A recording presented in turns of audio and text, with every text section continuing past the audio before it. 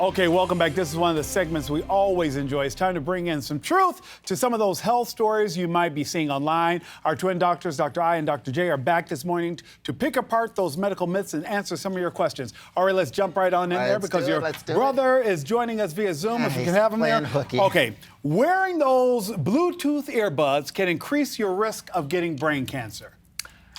What do you think? Dr. J, I'm saying no, that's not true. It's not true. You're right. But with a caveat. So we do know that radiation can cause cancer, and Bluetooth technology does use radiation. However, typically it's high-frequency ionizing radiation that can increase your risk of cancer. Bluetooth is low-frequency, non-ionizing. That being said, it is radiation, so in general, like the National Cancer Institute said, no risk of cancer, and most experts agree. However, if you have risk factors for cancer other than radiation exposure, so you've had radiation exposure before in life, family history, strong personal history, we'd say maybe avoid use of the Bluetooth technology, but short of that, totally safe. You're more worried about the volume level than anything else. Exactly, the volume level is what's gonna get you, exactly. All right, Dr. I know you have a weak connection, but I want to get you here while I can there. True or false, eating too many cough drops can make your cough worse. I'm going to say, like anything else, over-medicating is not the best idea.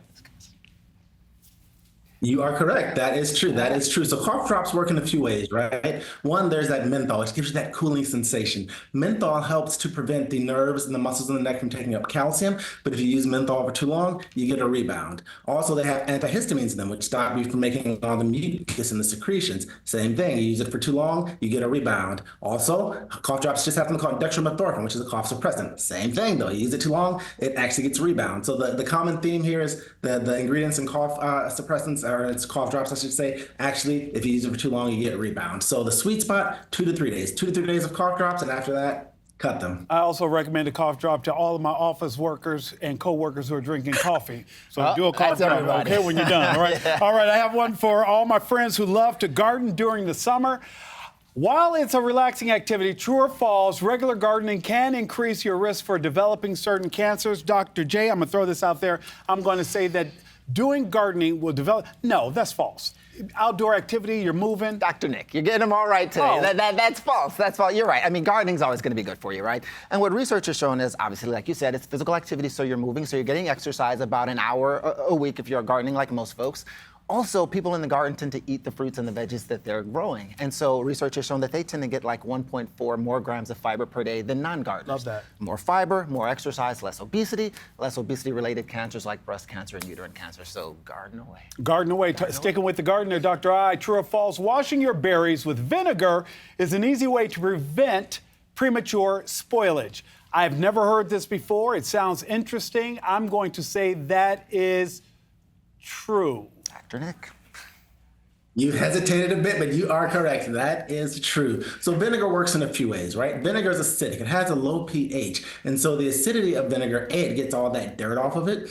B, it gets a lot of the residue off, but also it's bactericidal, right? So bacteria, fungus, little microorganisms that you really don't want to ingest, don't like that acid. They don't like that low pH. So the sweet spot, again, you want to get 1 part vinegar, 4 parts water, wash them off nicely, and you're looking at an extra 2 to 3 days of those berries that you gardened that help to prevent cancer, that help to prolong your life, and you're not going to get sick. Dr. I always do the pre-made salad stuff there, the leaves that are already cut. I still rinse it. Do I need to do that even though it says ready to eat?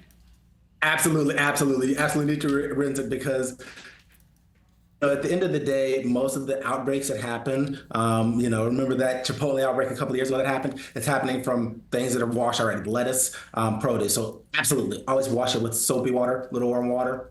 Always a must. All right, guys, last question. I'm going to throw this out there. Swimming underwater with your eyes open is completely safe. It's that completely that threw me there for a second there. But I do swim underwater. I have swam underwater with my eyes open, losing contacts along the way. But I've swam underwater with my eyes open. So you think it's safe? I think that I'm still here. Well, you're still here. You know, 50-something years later. There you go. There you go. So it is safe to an extent. So you got all of them right. You are now a doctor, Dr. Nick. But no, so it is safe to an extent. So if you keep your eyes open underwater, be it pool water, fresh water, salt water, for a few minutes, or a few seconds, I should say, it's safe. However, if you keep them open for longer than that, if it's chlorine or bromine in a pool, it can start to irritate the lining of the cornea and cause some irritation, blurry vision, redness. And if it's natural water like salt water, fresh water, you can actually get exposed to bacteria like E. coli and Vibrio, which can cause both systemic and, or I should say, local and systemic infection. So a few seconds, it's okay.